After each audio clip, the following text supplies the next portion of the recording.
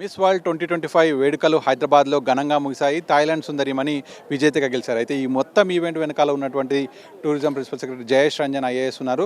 Sir, మొత్తానికి ఫైనల్గా అనేక ఈవెంట్స్ తర్వాత పోటీలు ఘనంగా ముగిశాయి. సో ఫైనల్ కాల్ ఏంటి మీది? అంటే చాలా సాటిస్ఫాక్షన్గా ఉంది. బట్ నేను గతంలో కూడా చాలామందికి చెప్పాను, ఇది ఒక ఈవెంట్ని మనము ఒక పునాదిగా చూస్తున్నాము. ఈ ఈవెంట్ ద్వారా తెలంగాణలో ఏమేమి సౌందర్యాలు ఉన్నాయి, అట్రాక్షన్స్ ఉన్నాయి, ఒక టూరిస్ట్కి నచ్చే ప్రాంతాలు ఏమున్నాయి, దాన్ని ఎట్లా హైలైట్ చేయాలి, ఎట్లా మార్కెట్ చేయాలి, ఎన్నో విషయాలు కొత్తగా మాకే తెలుసుకోవడం జరిగింది. బట్ దాన్ని రాబోయే కాలంలో పూర్తిగా వినియోగించుకోకపోతూ ఉంటే ఇట్లాంటి ఈవెంట్ చేయడం వల్ల ఏం ఉపయోగం ఉండదు. 3 వారాలు వాళ్ళు ఉన్నారు, చూశారు. ఈరోజు ఫైనల్ జరిగింది, ఒక ఆవిడకి కిరీటం వచ్చింది. అంతవరకే మేము దాన్ని చూడట్లేదు. దాని ద్వారా చాలా లబ్ధి పొందాలి భవిష్యత్తులో. సో ఇది సక్రమంగా జరిగింది, సాఫీగా జరిగింది. ఒక పక్క సాటిస్ఫాక్షన్ ఉంది. బట్ ఇంగ్లీష్లో ఒక ఫ్రేజ్ ఉంటుంది, సామెత ఉంటుంది, real work begins now. So ఆ స్పిరిట్తో ఇప్పుడు ఇందాకనే ఈ ఈవెంట్ అవ్వగానే మేము మా టీం సభ్యులు అందరితో కూర్చున్నాము. అండ్ దాన్ని ఎట్లా మనము కంటిన్యూస్గా ఈ మూమెంటంని ఎట్లా బిల్డ్ చేసుకుంటూ ఉండాలి, ఆ ప్రణాళిక వెంటనే రేపటి నుంచి ఆ పనిలో అందరూ నిమగ్నం అయిపోవాలి. అట్లా ఒక స్పష్టమైన ఆదేశాలు ఇవ్వడం జరిగింది. సో తెలంగాణలో ఉన్నటువంటి గర్ల్ చైల్డ్స్ కంటే ఆడపిల్లలకు వీళ్ళందరికీ కూడా ఇట్లాంటి ఒక ఈవెంట్ ద్వారా ఒక కాన్ఫిడెన్స్ అనేటువంటిది కూడా బిల్డప్ అవుతుంది. సో మహిళలు కావచ్చు, అందరూ కూడా ఇంత మంచి రాణిస్తున్నారు ప్రపంచ స్థాయిలోనే. మీరు ఎట్లాంటి సందేశాన్ని ఇస్తారు? తప్పకుండా. అంటే ఇది విమెన్ ఎంపవర్మెంట్కి ఇది ఒక చాలా పవర్ఫుల్ వేదిక. మనము చూసాము, చాలామందికి ఈ విషయం తెలియకపోవచ్చు. బట్ ఎవరో విన్ అయ్యారు. మన థాయిలాండ్ ఆమె ఓపల్ మిస్ వరల్డ్గా ఎంపిక అయింది. ఆమె లైఫ్ చాలా చాలా ఇన్స్పైరింగ్గా ఉంది. ఆమె ఒక క్యాన్సర్ బాధితురాలు, అంటే బ్రెస్ట్ క్యాన్సర్ బాధితురాలు.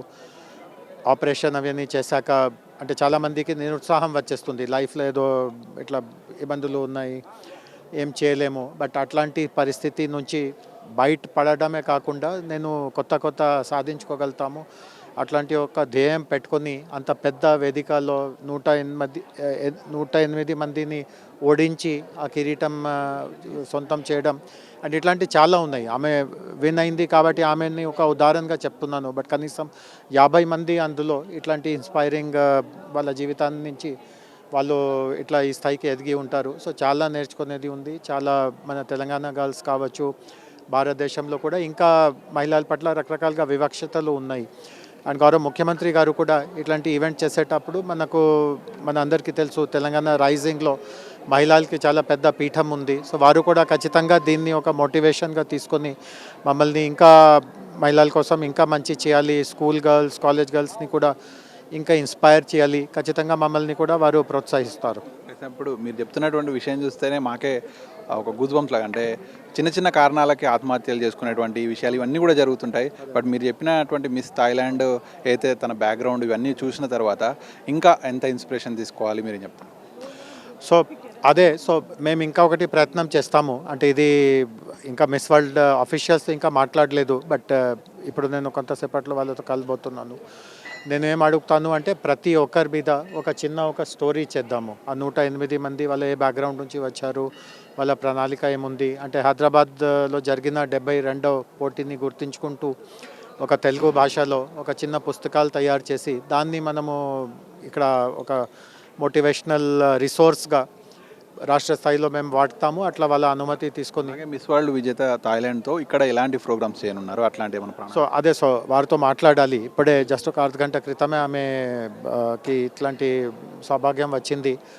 రేపు కానీ ఎల్లుండి కానీ ఆమెతో కూర్చొని, బట్ ఆమెతో గతంలో కూడా కొన్ని ఈవెంట్స్లో పరిచయం అయ్యాను, కలిసాను. చాలామందికి తెలియకపోవచ్చు, ఆమెకి ఇట్లాంటి ఆరోగ్య సమస్య ఉండడం వలన సాధారణంగా ఈ స్పోర్ట్స్ పోటీలో వాళ్ళు ఇట్లాంటి మన హెల్త్ కండిషన్ ఉన్న వ్యక్తులు మన స్పోర్ట్స్ పోటీలో వాళ్ళు పాల్గొకూడదు. అంటే చాలామందికి గుర్తు ఉంటుంది, ఒకరోజు ఈ 3 వారాలు జరిగే పోటీలో ఒకరోజు స్పోర్ట్స్ పోటీ కూడా జరిగింది. ఆమె ఆ పోటీలో పాల్గొనింది అండ్ ఆమెకి చాలా హెల్త్ ఇష్యూ వచ్చింది. యాక్చువల్గా ఆమె ఫెయింట్ అయిపోయింది.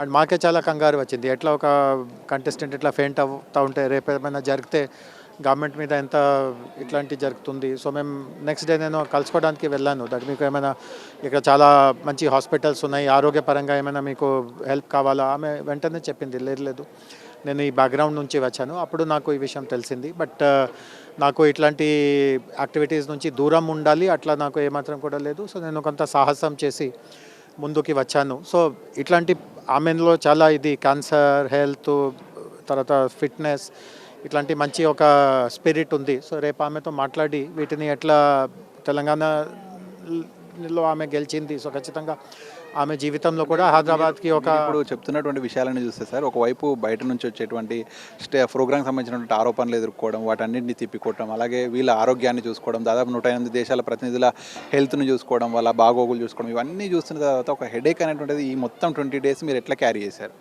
నో హెడేక్ అసలు ఉండదు.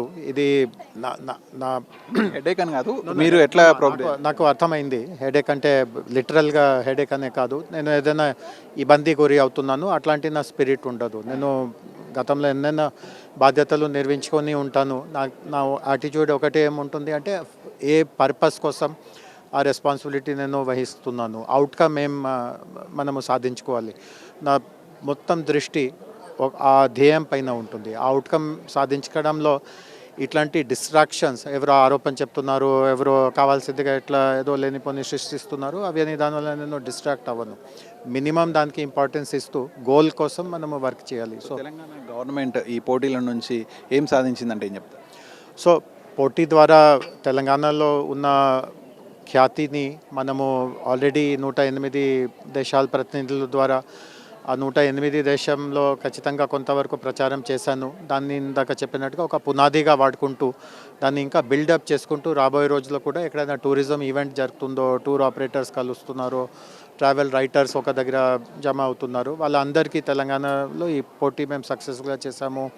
మిస్ వరల్డ్ ఇది చెప్పింది, మిస్ ఇథియోపియా అది చెప్పింది, మిస్ వేల్స్ అది చెప్పింది, మిస్ ఆస్ట్రేలియా, అట్లా మంచి అనుభూతి ఫీల్ అయింది. అవన్నీ వాళ్ళతో చెప్తూ మీరు కూడా మీ కంట్రీ నుంచి ప్రతినిధిని ఇండియాకి పంపించండి, తెలంగాణని ఖచ్చితంగా వాళ్ళ క్యాలెండర్లో, వాళ్ళ ప్రోగ్రాంలో చేరుతున్నట్టుగా మీరు బాధ్యత తీసుకోండి, అట్లాంటి పెద్ద క్యాంపెయిన్ చేస్తాము. దానివల్ల భారీ సంఖ్యలో టూరిజం సంఖ్యలో వృద్ధి అవుతుంది. తర్వాత ప్రైవేట్ రంగంలో ఉన్న వాళ్ళు కూడా తెలంగాణకి మస్తుగా జనాలు వెళ్తున్నారు, ఇక్కడ మేము కూడా పెట్టుబడి పెట్టాలి, కొత్త కొత్త ప్రాజెక్ట్స్ చేయాలి. సో అనేక రకమైన తెలంగాణకి లాభం ఉంటుంది. నేను నా మొత్తం 30 సంవత్సరాల్లో ఉన్నటువంటి అనుభవంతో చాలా గ్యారంటీగా ఈ విషయం చెప్పగలుగుతున్నాను. ఇది జయేష్ రంజన్ అనేక విషయాలు చెప్పారు. అయితే మిస్ వరల్డ్ 2025లో గెలిచినటువంటి థాయిలాండ్ సుందరిమణి సుచేత ఓపల్, తను క్యాన్సర్ బారిన పడి కూడా ఆ తర్వాత మళ్ళీ తిరిగి లేచి ఏ విధంగా ఇందులో గెలుపొందారు అనేటువంటిది, ఆమెను ఇన్స్పిరేషన్గా తీసుకోవాలి అనేటువంటిది జయేష్ రంజన్ చెప్తున్నారు. అలాగే ప్రోగ్రామ్ మొత్తం కూడా అనేక ఆటుపోట్ల మధ్య అయినా కూడా సక్సెస్ఫుల్గా ఈవెంట్ని కండక్ట్ చేశాం. ఈ ఈవెంట్ ద్వారా తెలంగాణకు అనేక పెట్టుబడులు, టూరిజంలో ముఖ్యంగా పెట్టుబడులు ఇవన్నీ కూడా వస్తాయి. అలాగే ముఖ్యంగా తెలంగాణలో ఉన్నటువంటి ఆడపిల్లలు వీళ్ళంతా కూడా ఇట్లాంటి ఈవెంట్ను స్ఫూర్తిగా తీసుకొని ఖచ్చితంగా లైఫ్లో ఎదగాలి, ఒక కాన్ఫిడెంట్గా బతకాలి అనేటువంటిది ఖచ్చితంగా నేర్చుకుంటారు అనేటువంటిది జయేష్ రంజన్ టూరిజం అయితే శాఖ ప్రధాన కార్యదర్శి చెప్తున్నారు.